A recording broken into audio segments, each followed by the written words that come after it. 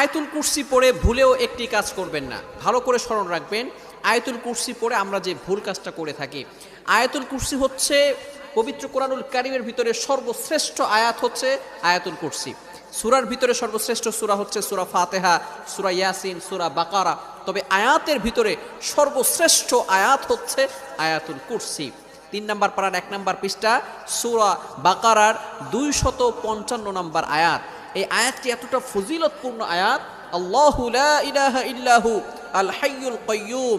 এই আয়াতের ভিতরে আল্লাহ তাআলার 2টি চমৎকার নাম আছে।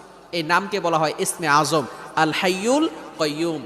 আল হাইয়ুল কাইয়্যুম যদি কারো দোয়া কবুল না হয়, আপনি যদি ইয়া হাইয়ু ইয়া কাইয়্যুম আল্লাহ তাআলার এই 2টি নাম চমৎকার ইসমে আজম 2টি নাম পড়ে 3 বার পড়ে যদি আপনি দোয়া করেন, আল্লাহ তাআলা আপনার দোয়া কবুল করে নেবেন।